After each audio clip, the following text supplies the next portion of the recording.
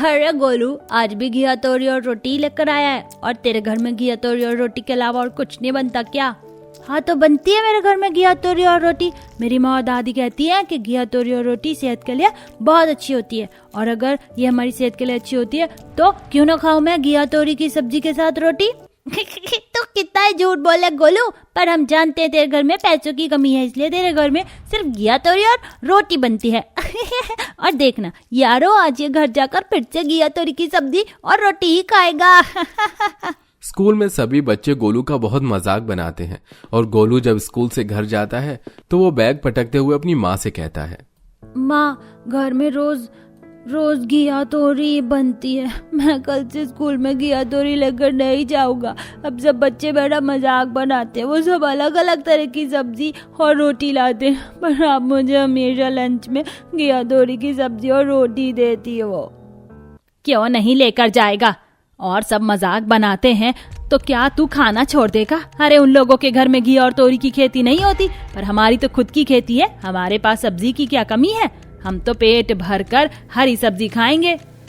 माँ जी सही तो कह रहा है गोलू, हम सब भी तीनों वक्त घिया तोरी और रोटी खा खा कर परेशान हो गए हैं। बहू तुम लोग परेशान हुए हो, पर मैं नहीं। सिर्फ तुम लोगों की चटोरी जुबान के लिए मैं फिजूल के पैसे नहीं खर्च कर सकती, और ना ही घर में घिया तोरी को सड़ने और फेंकने के लिए रख सकती हूँ।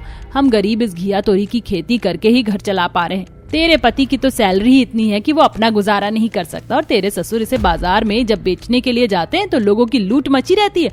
और एक इस घर के लोगों को देखो, घिया तोरी के नाम पर ही आंसू टपकने लगते हैं। सुमित्रा अपनी बड़ी बहू को डांट कर वहां से चली जाती है। रात को थका हारा जब विनीत घर आता है तो वो खाने में फिर से घिया और तोरई की सब्जी देखकर मुंह बनाता है। फिर से घिया और तोरई की सब्जी और रोटी, आखिर हमारा पीछा इस सब्जी से कब छूटेगा? रोज रोज ऑफिस में एक ही सब्जी ले जाकर मैं थक गया हूँ। अब तो मेरे कलीग्स भी कहने लगे हैं, माँ कभी तो कुछ अलग बनवा लिया करो, रोज रोज घिया तोरई और रोटी खाकर मन नहीं भरता क्या आपका? बेटा तेरी गरीब माँ की हैसियत घिया और तोरी की ही है।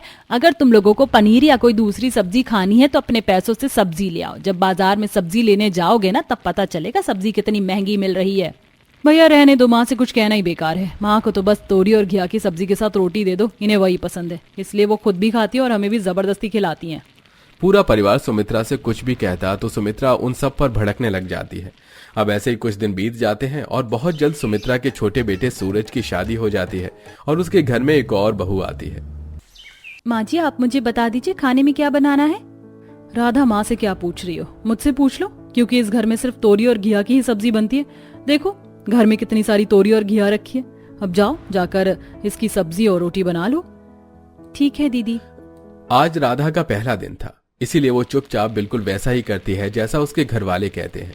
अब जेठानी के कहने पर राधा तोरई और घिया की सब्जी बनाकर रख देती है और रात को पूरा परिवार मुंह बनाकर खाना खाता है। और अगले दिन फिर से सुमित्रा अपनी बहू से घिया तोरी की सब्जी और रोटी बनाने के लिए कहती है, और ये देख राधा अपनी जेठानी से कहती है, दीदी मैं जब से आई हूँ तब से सुबह शाम तोरी घिया और रोटी ही बन रही है, क्या इस घर में कोई दूसरी सब्जी नहीं बन सकती?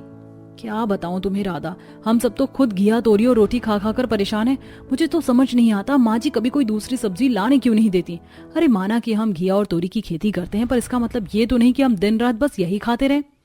भाभी अगर आपको घिया का कुछ और बनाना आता तो प्लीज कुछ और बना दो, क्योंकि मैं दिन रात घिसी पिटी सब्जी अब और नहीं खा सकती। पायल के कहने पर राधा घिया का रायता और घिया के कोफ्ते बनाती है, जिसे पूरा परिवार बड़े ही स्वाद लेकर खाता है। और सुमित्रा अपने घर वालों से कहती है, खाना बस बनाना आना चाहिए बड़ी बहू, सीख अपनी देवरानी से। उसने भी तो तोरी और घिया ही बनाई है, पर देख कितनी लाजवाब बनाई है। वो तो ठीक है माँ, पर हर समय घिया तोरी ये तो ठीक नहीं है। अरे तुम क्यों सब अपनी माँ के पीछे पड़े रहते हो? अगर कोई दूसरी सब्जी खानी है तो बाजार से खुद खरीद कर ले आओ, क्यों घिया तोरई और रोटी को देखकर मुंह बनाते हो? अगर ये बात है तो हम कल ही बाजार जाकर कोई दूसरी सब्जी खरीद लाएंगे। विनोद की बात सुनकर विनीत और सूरज अगले ही दिन सब्जी मंडी जाते हैं। उन्हें जहां सबसे ज्यादा मात्रा में घिया तोरई ही नजर आता है, और जब वो इन दो सब्जी के अलावा कोई दूसरी सब्जी का रेट पूछते हैं तो वो रेट सुनकर हैरान हो जाते हैं और बिना सब्जी लिए ही घर आ जाते हैं। क्या हुआ, तुम दोनों तो सब्जी मंडी गए थे, खाली हाथ आ गए? किसने कहा था हम सब्जी मंडी गए थे? हम दोनों भाई तो बस ऐसे ही थोड़ा टहलने के लिए गए थे। वैसे घिया तोरई खाना सेहत के लिए अच्छा होता है, अब जो बना है और जो मिल रहा है खाने के लिए, हमें वो चुपचाप खा लेना चाहिए। सब्जी का रेट सुनकर विनीत और सूरज तो शांत हो जाते हैं, पर अब राधा से और घिया तोरई और रोटी नहीं खाया जाता। माँ जी, अगर हम घिया तोरी की खेती करते हैं तो क्या घिया तोरी ही खाएंगे? मुझसे अब और ये घिया तोरी और रोटी नहीं खाई जा रही है। आप प्लीज कोई दूसरी सब्जी लेकर आओ। नहीं खाया जाता तो भूखी रहो बहू। सुमित्रा को कोई फर्क नहीं पड़ता, उसकी बहू खाना खाए या ना खाए, बस उसकी एक ही जिद रहती है कि घर में बनेगा तो घिया तोरई ही बनेगा। ऐसे ही कुछ दिन बीत जाते हैं और एक दिन सुमित्रा के घर में कुछ मेहमान आते हैं। माँ जी, हम सब तो जैसे तैसे घिया तोरी और रोटी खा लेते हैं, पर कम से कम मेहमानों के लिए कोई अलग सब्जी मंगवा लो। वो क्या सोचेंगे? बहू क्या सोचेंगे इस बारे में तू मत सोच। वैसे भी ये बिन बुलाए मेहमान है और हम गरीबों के पास इतना पैसा नहीं है कि बिन बुलाए मेहमानों को हम महंगी सब्जियां खिला सके। और बहू, तुझे नहीं पता, ये वही मेहमान है जो खुद के घर में भी दिन रात तोरी घिया की सब्जी और रोटी बनाते और खाते हैं।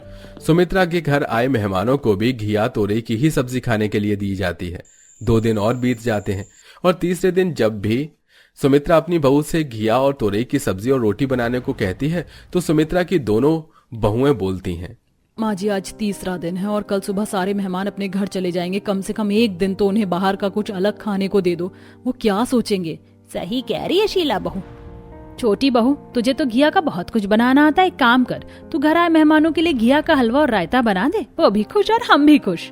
पर माँ जी, ये अलग नहीं है, ये भी घिया से ही बनेगा। तो क्या हुआ बहू, खाने में वैरायटी तो है ना। हमेशा की तरह आज भी सुमित्रा अपनी मन की करती है और जब राधा शीला घर आए मेहमानों को घिया की सब्जी रोटी के साथ घिया का हलवा और रायता देती हैं तो घर आए मेहमान भी बोल पड़ते हैं, अरे बहू, 3 दिनों से तो घिया तोरी ही खिला रही हो और आज खाने में कुछ अलग दिया तो वो भी घिया तोरी की ही रेसिपी निकली। तुम्हारे घर में कुछ और नहीं बनता क्या? बुआ जी, ऐसा कुछ नहीं है। देखिए, हमने रोटी सब्जी के अलावा आपके लिए खाने में आज एक मीठा भी रखा है। पर बहू, ये मीठा भी तो घी का ही बना है। घर आए मेहमान भी घिया रोटी की बुराई करके चले जाते हैं और इस बार दोनों बहू को बहुत शर्मिंदगी महसूस होती है। अब इसी तरह से कुछ दिन बीत जाते हैं और घिया तोरई का सीजन खत्म हो जाता है, जिस वजह से खेत में सही से घिया तोरई की फसल नहीं होती और इसी वजह से सुमित्रा परेशान हो जाती है। पता नहीं मेरे खेत को किसकी नजर लग गई, ना तो तोरी सही से हो रही और ना ही घिया।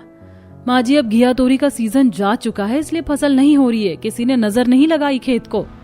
माँ जी, अब तो तोरी और घी का सीजन भी जा चुका है, इसलिए घर में घिया तोरी की सब्जी और रोटी के अलावा कुछ और बना लूं। सही बोल रही है, लगता है अब किसी और सब्जी की खेती करनी पड़ेगी। सुमित्रा की बात सुनकर पूरा परिवार बहुत खुश होता है कि अब बहुत जल्द उनके घर में घिया तोरई और रोटी के अलावा कुछ और बनेगा। पर अब सुमित्रा अपने खेत में गोभी की खेती शुरू करती है और अब सुमित्रा दिन रात घर में गोभी की सब्जी और रोटी बनवाती है, जिसे देख दोनों बहू अपने सिर पर हाथ रखकर बोलती हैं, घिया तोरी से पीछा छूटा तो अब गोभी से पाला पड़ गया। आशा है कहानी आपको अच्छी लगी होगी। वैसे घिया तोरई किसे पसंद है और किसे नहीं, कमेंट में शेयर करना बिल्कुल मत भूलिए।